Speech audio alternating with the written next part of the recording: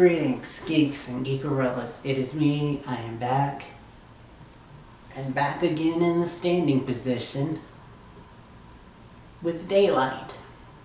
Because this is Florida, and of course it stays light until wee hours of the night. And there I go being Irish for some reason. But anywho, maybe it's the hat. I don't know. Maybe it's Maybelline. Jesus, I need to get on track.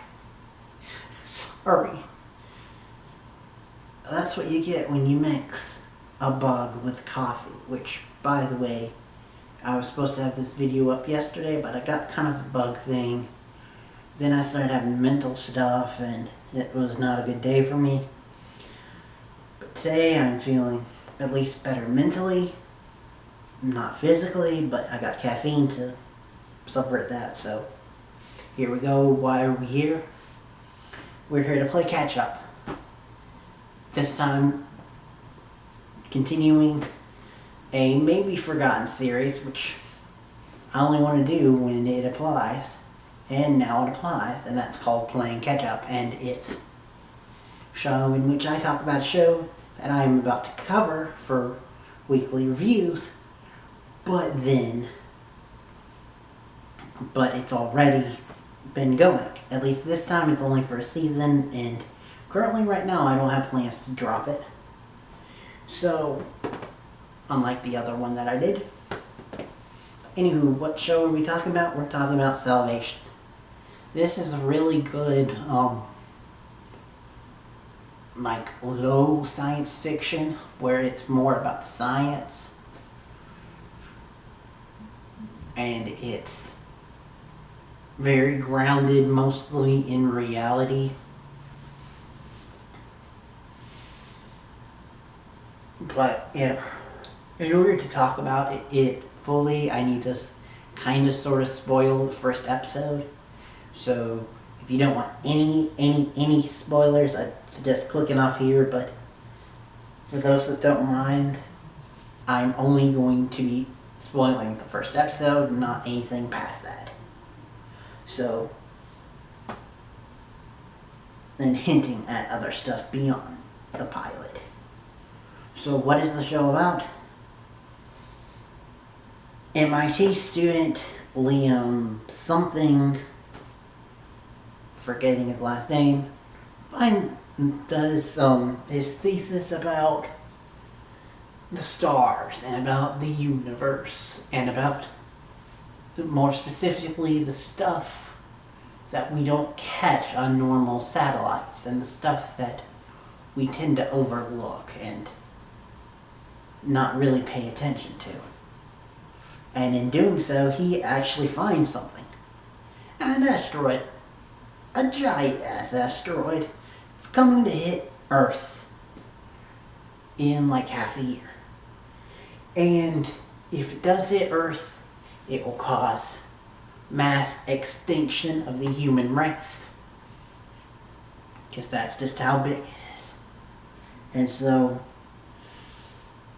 left with no other options, he goes to a character named Darius Tans, who's like real life Tony Stark, kinda. He's got the arrogance, the company's named after him, Tans Industries. He's got the brilliance, because he's super damn smart. Oh yeah, and he has a talking AI. Similar to, not Jarvis, but more like Friday. And throughout the show, we find, oh yeah, we also deal with, other lead characters are Grace, forgetting her last name, who is the secretary of, the press secretary of the United States of America, and her boss, which I forgot his job title,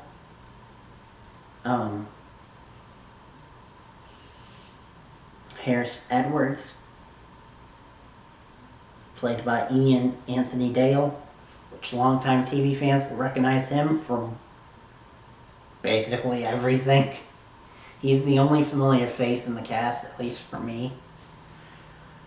But the whole entire show is about them trying to figure out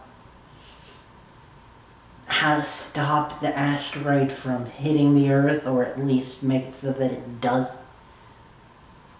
It keeps going, but not hitting the Earth. Or do something to try to change things so that it doesn't hit the Earth.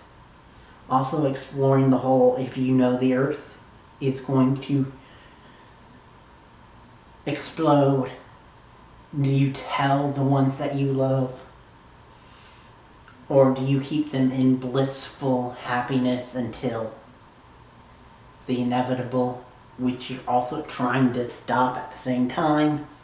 So it's like, is telling them, admitting that you don't have any hope that what you're doing is going to work? And it actually discusses all these deep subjects and does it really well. And also it delves into other characters as the show goes on that I will just hint at, including the fact that Grace and Harris both have kids. They're both have, I think, adult kids, or at least teenager kids. I don't think they ever say. I don't know. Maybe they do. Oh well.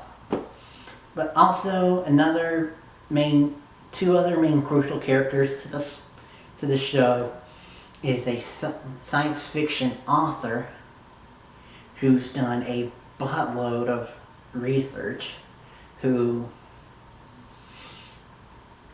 also kind of serves as romantic interest for Liam, but has her own stuff going on, which was pretty cool to see. And then we've got a reporter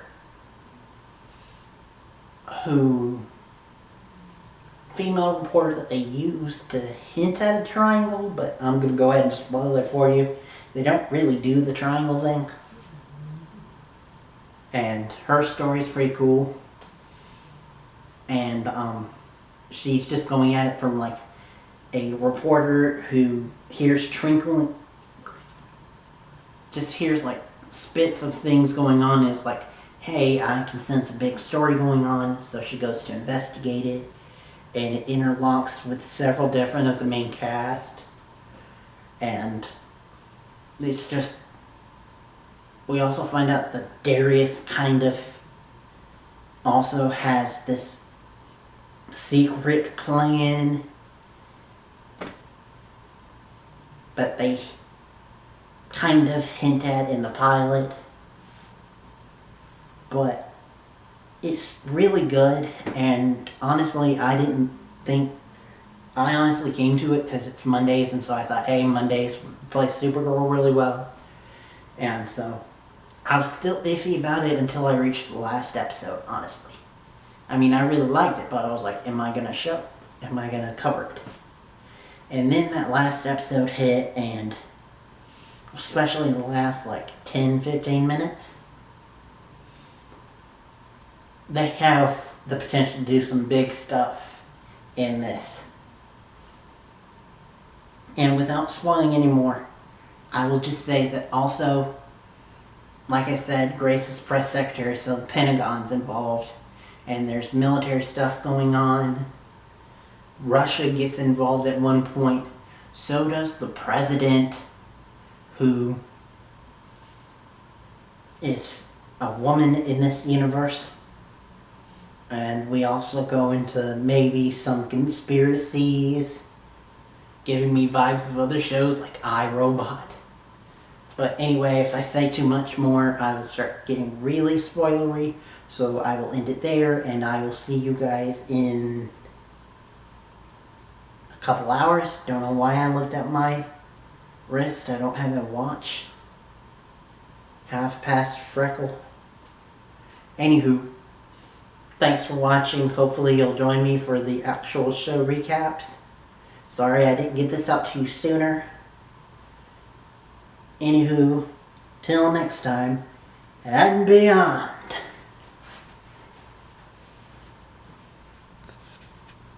Earthquake! Sorry, guys.